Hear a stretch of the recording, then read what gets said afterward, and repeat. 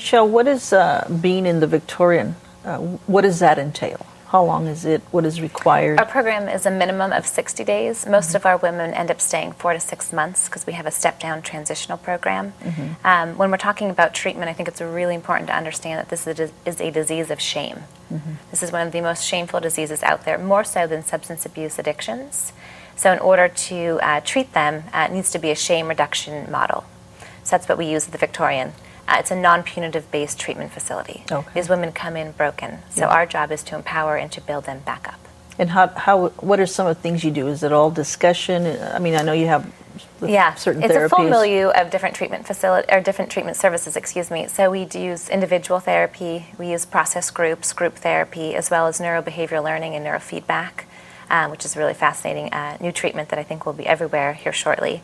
We also use intuitive eating as a base. So as the women come in, they're meeting with the dietitian. When they sit down with the dietitian, the first thing that she says to them is, how can I help you achieve your goals?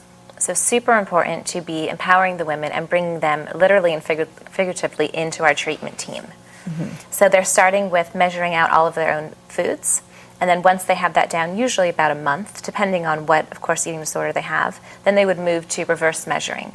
Well, now they are putting the amounts of food on their plate and seeing what is their eating disorder telling them about that portion. Is that portion way too big or is that portion way too small?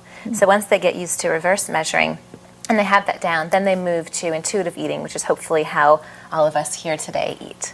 So it's a process and it does take time, and that's okay. Yeah.